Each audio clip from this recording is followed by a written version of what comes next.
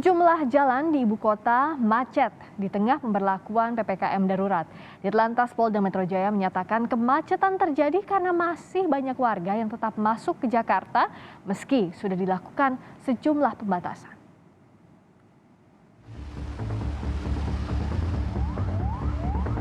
Kemacetan sepanjang 5 km terjadi di jalan tol dalam kota di salah satu pintu keluar.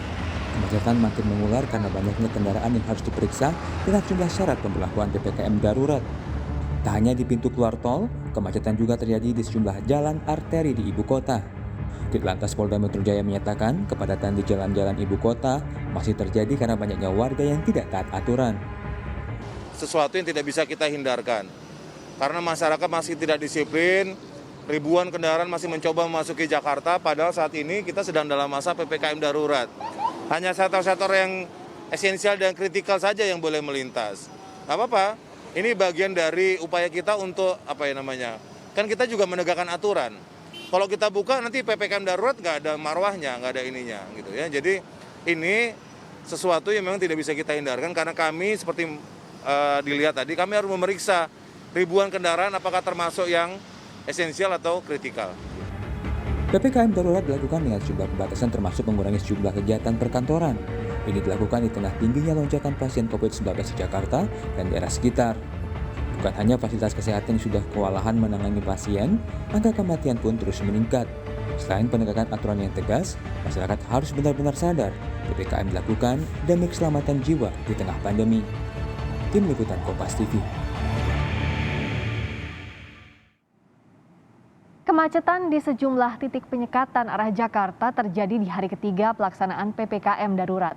Kapolda Metro Jaya Irjen Fadil Imran akan menindak tegas pengendara yang nekat menerobos penyekatan.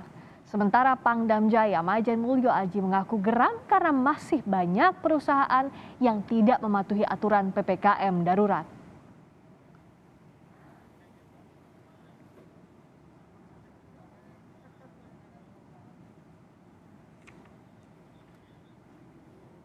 Kitab Undang-Undang Hukum Pidana pasal 212 menanti.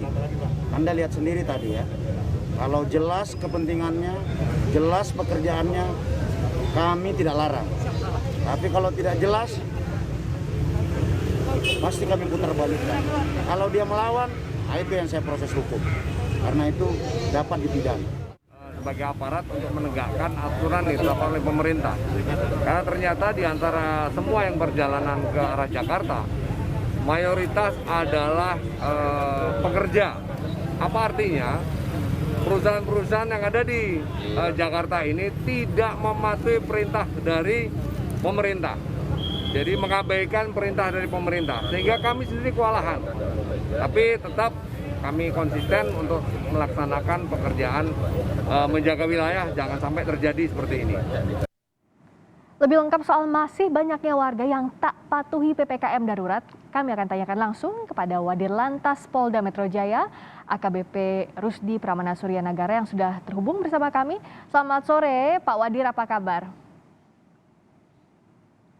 Selamat sore, Mbak. Pak Wadir, begini kan ini sudah diberlakukan PPKM darurat dan hari pertama bertepatan dengan hari kerja, kita katakan begitu. Ternyata kemacetannya tidak ada bedanya dengan hari-hari sebelumnya. Apa yang jadi penyebab di lapangan kalau menurut amatan Bapak? Ya, hasil pantauan kami dengan anggota jajaran di lapangan bahwa masih banyak pengguna jalan dan masyarakat yang masih belum mematuhi ketentuan pada PPKM darurat. Faktor esensial dan faktor krusial yang diperbolehkan pada PPKM darurat masih belum dipatuhi sepenuhnya oleh masyarakat. Sehingga jalur penyekatan-penyekatan dipenuhi oleh masyarakat yang berusaha untuk masuk ke Jakarta. Oleh karena itu kami melakukan pemeriksaan secara insentif dan permohonan maaf kami kepada seluruh masyarakat karena pemeriksaan ini harus satu persatu dan intensif, maka menimbulkan kemacetan yang cukup panjang. Dan sebagian besar masyarakat yang akan melintas di titik-titik penyekatan adalah mereka-mereka yang tidak bergerak di sektor yang termasuk dalam sektor esensial maupun sektor krusial. Demikian, Mbak. kalau dari alasan mereka para pengendara saat diperiksa, apakah mereka yang bekerja di sektor non esensial itu memang masih harus masuk oleh perusahaan yang bersangkutan? Kami tidak menanya sampai sedetail itu karena ribuan masyarakat, Mbak. Jadi begitu tidak sesuai dengan kriteria esensial ataupun krusial, langsung kami putar balikan. Oke, tapi memang Demikian. pemeriksaannya yang ada banyak orang yang diperiksa sehingga menyebabkan kemacetan di sejumlah titik itu ya Pak ya? Iya, betul. Karena banyaknya yang akan masuk dan begitu banyaknya yang kami periksa, harus kami periksa satu persatu, Mbak. Oke. Ya mohon maaf sehingga akhirnya membutuhkan waktu dan proses demikian, Mbak. Total menurut catatan terakhir ada 63 titik penyekatan, betul ya Pak ya, selama PPKM darurat ini. Dari 63 titik itu mana saja hari ini yang terpantau betul. paling padat? Di daerah penyekatan-penyekatan di batas kota, di Kalideres, di Lenteng Agung, di batas-batas kota, Mbak. Terus kemudian untuk dalam kota di depan DPR MPR, ya sampai ke arah barat dari tol dalam kota ke arah barat itu padat. Kalau untuk Sudirman Tamrin, lengang karena kami melakukan penyekatan di Senayan dengan Harmoni. Untuk bundaran Senayan dan Harmoni cukup padat. Oke. Nah, kan banyak juga warga yang sudah kadung masuk tol, ternyata di ujungnya itu ditutup atau disekat. Nah, apakah tidak ada rencana misalnya sejak di pintu masuk sudah disekat sehingga tidak ada warga yang terlanjur untuk jalan terlalu jauh begitu Pak Wadir untuk di esok hari? Ya, ini tentunya akan ada evaluasi. Saat ini pimpinan kami, Pak Direktur juga sedang melaksanakan rapat untuk evaluasi pelaksanaan hari pertama ini. Hasil pelaksanaannya nanti kami menunggu keputusan pimpinan, Mbak. Untuk hari ini CB-nya dari dalam kota, tol dalam kota itu semua memang ditutup, buka tutup atau pemeriksaan dilakukan, penyekatan dilakukan di off-ramp DPR MPR ke arah barat. Oke. Demikian, Mbak. Nah, kalau sekarang kan kita lihat masih banyak pekerja sektor non esensial yang juga tetap masuk bekerja padahal sudah diumumkan sebelumnya. Selain penyekatan di jalan, kalau di jalan kan sudah tanggung warga keluar dari rumahnya. Apakah ada koordinasi secara menyeluruh misalnya dengan perusahaan-perusahaan yang tidak terkait atau perusahaan-perusahaan dengan sektor non esensial agar tidak memasukkan atau tidak mengaktifkan jam kerja bagi karyawannya di kantor atau WFH? Kami pikir tahapan pra atau sebelum sudah cukup maksimal, Mbak. Sosialisasi sudah dilakukan, bahkan sampai di level pimpinan. Bapak Kapolda, Bapak Panglima, semua pimpinan kami sudah berbicara di media sosial. Oke. Kemudian mulai dari hari Sabtu dan Minggu juga sudah kami lakukan. Baik. Kami berpikir sudah sewajarnya seluruh masyarakat sudah paham. Dan pemerintah juga sudah mengumumkan PPKM darurat. Kriteria PPKM darurat apa saja juga sudah disosialisasikan.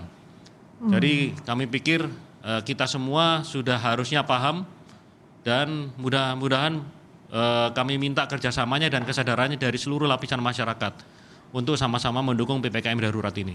Baik, jadi kalau imbauan atau langkah-langkah pra untuk mengimbau agar warganya, agar karyawannya WFH itu dianggap sudah cukup sebelumnya begitu ya Pak Rusdi ya.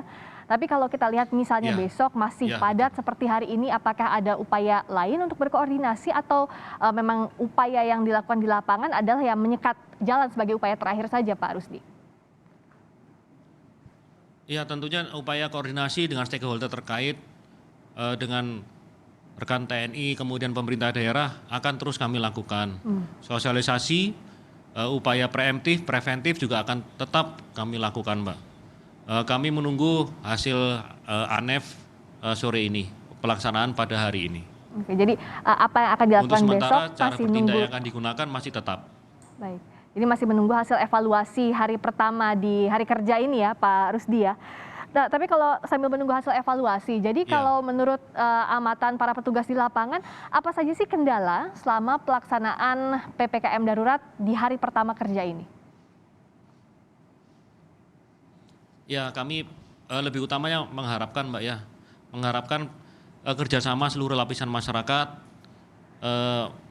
kesadaran dan kerjasama seluruh lapisan masyarakat untuk sama-sama kita bersama-sama ya mendukung program PPKM darurat ini untuk menekan laju pertambahan COVID-19. Baik.